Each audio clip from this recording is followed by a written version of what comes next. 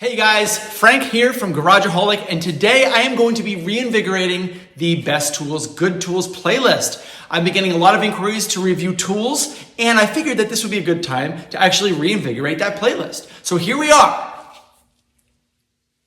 Today we're going to be reviewing something that I think is a very useful thing in anybody's shop. This is a Lockithor fast charge jump starter for your car. Now I want to do an unboxing. I want to do a test on a very special car that I know will need something like this. Stand by, guys. What we have here is a Lockithor. This is a jump starter. And if we were to open up this box, comes with an instruction manual. This is a J3250, and there is a way to take this out. I know it. This thing is pretty big, actually. So it also, that's where the battery goes in, and you can see that there's LEDs here for a flashlight. Let's take a look. These must be the jumper cables.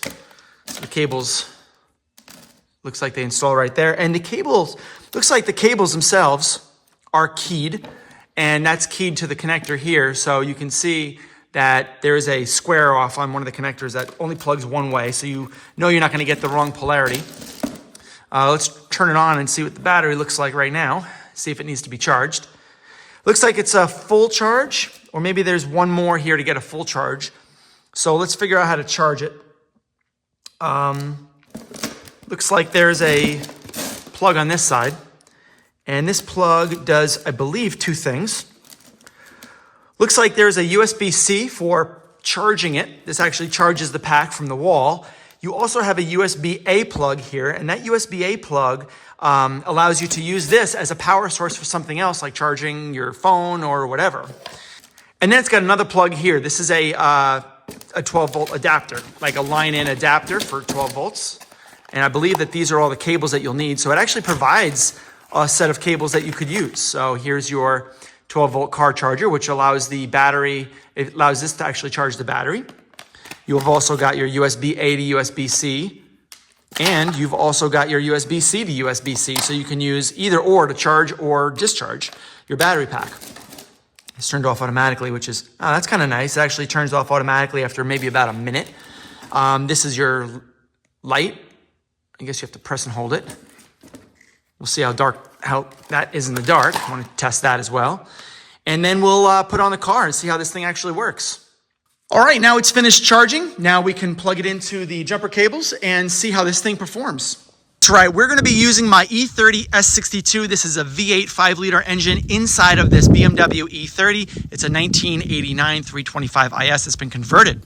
And the reason that this is special here is because the battery, I've got a slow draw on this, and the battery is basically toast.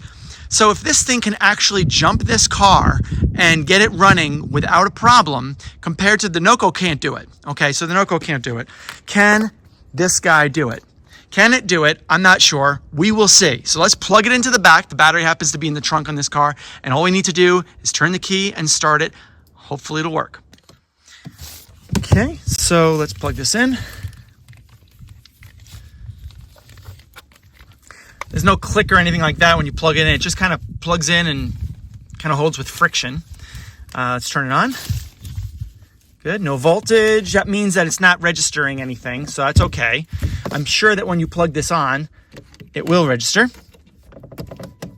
Okay. Put the battery on.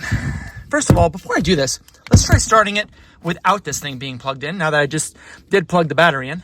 All right, let's have a seat.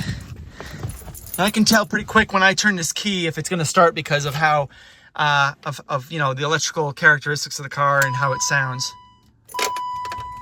Well, so far, so good. Let's see. Yeah, see, turn the key, nothing happens. So it's definitely toast. So let's see what the jump starter does. This guy is positive. Let's turn it on here. And when you plug the negative in, it should start registering battery voltage, or at least something. Let's see. There we go. Okay. I heard a click. It's measuring the voltage and it's actually providing 12.8 volts.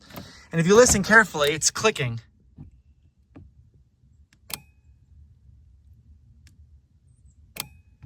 Okay, now let's go to the car. Jeez. Let's see if that makes a difference. And here we go. Oh yeah, baby. Yeah, it started it. There we go.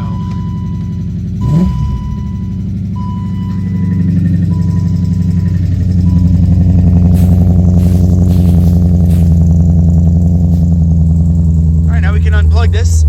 We know that the alternator is charging. There we go. Now, in case you didn't know or couldn't tell, this car has not run in probably about 3 months. It took a really long time to start it, and it's got a really rough idle. But it did start it, and I was actually quite impressed because the NOCO would not have been able to start it. It's just not powered enough. Pretty impressive so far. So this thing does have a light, so let's see how the light works. I can't even see it here. Let's see if it, press and hold this. Press and hold this. Maybe it's this. There it is, okay. The light ain't too bad.